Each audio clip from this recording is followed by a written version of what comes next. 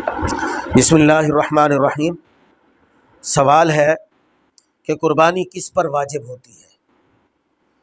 تو اس سوال کا جواب کہ قربانی ہر مسلمان عاقل بالغ اور مقیم پر واجب ہوتی ہے جس کی ملکیت میں 52.5 تولہ چاندی یا اس کی قیمت کا مال اس کی حاجات اصلیہ سے زائد موجود ہو تو اس پر قربانی واجب ہوتی ہے۔ یہ مال خواہ سونا ہو، چاندی ہو، یا سونا چاندی کے زیورات ہوں، یا مال تجارت، یا ضرورت سے زائد گھریلو سامان، یا مسکونہ مکان، یعنی ایک مکان ہے جس میں اس نے رہائش رکھی ہوئی ہے تو مسکونہ مکان اس کو کہتے ہیں۔ تو مسکونہ مکان سے زائد کوئی مکان اس کی ملکیت میں ہو یا کوئی پلاٹ اس کی ملکیت میں ہو تو اس پر قربانی واجب ہوتی ہے۔ اور قربانی کے معاملہ میں یہ ہے کہ جس طرح صاحب نصاب پر زکوٰۃ واجب ہوتی ہے، اسی طرح صاحب نصاب پر قربانی بھی واجب ہوتی ہے، لیکن فرق یہ ہے کہ زکوٰۃ کے جو مال ہے اس پر سال کا گزرنا شرط ہے کہ وہ اس نصاب پر پورا سال گزرا ہو اور پھر جو ہے نا وہ زکوٰۃ ادا کرنی پڑتی ہے۔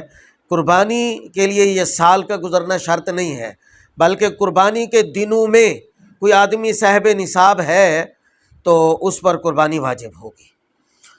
اور اسی طرح بچہ اور مجنون، بچہ ہے یا کوئی مجنون ہے تو اس کی ملکیت میں بھی اتنا مال ہے جس کے ساتھ قربانی واجب ہوتی ہے، تو بچے اور مجنون پر جو ہے وہ قربانی لازم نہیں ہے۔ یعنی وہ مجنون کی طرف سے کوئی قربانی کر دے یا بچے کی طرف سے کوئی قربانی کر دے تو اس مجنون اور بچے پر قربانی لازم نہیں ہے۔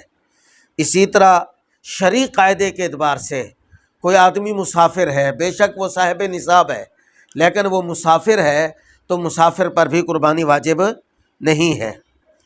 تو جس شخص پر قربانی لازم نہ تھی، اگر اس نے قربانی کی نیت سے کوئی جانور خرید لیا، جس شخص پر قربانی لازم نہ تھی اس نے قربانی کی نیت سے کوئی جانور خرید لیا تو قربانی کی نیت سے جانور خریدنے سے اس پر قربانی واجب ہو جائے گی۔ یعنی اس پر قربانی کو اللہ تعالیٰ نے تو واجب نہیں کیا، اس نے بذات خود اپنے اوپر اس نے خود قربانی کو واجب کیا ہے، قربانی کی نیت کر کے اور قربانی کا جانور خرید کر کے۔ اور اسی طرح دوسرا سوال یہ ہے کہ میاں بیوی میں سے کس پر قربانی واجب ہے؟ قربانی جو ہے وہ بیوی پر واجب ہوگی یا خاوند پر واجب ہوگی؟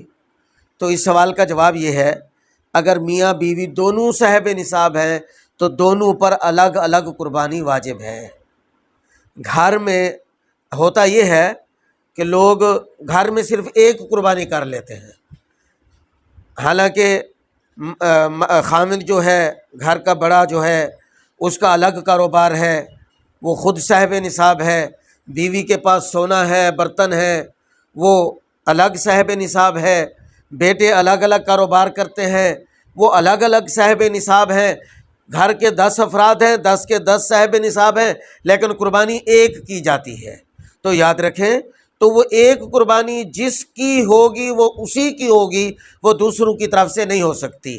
اگر خاوند جو ہے وہ صاحب نصاب ہے اس پر الگ قربانی لازم ہوگی، بیوی صاحب نصاب ہے اس پر الگ قربانی لازم ہوگی، اولاد صاحب نصاب ہے تو ان پر الگ قربانی لازم ہوگی۔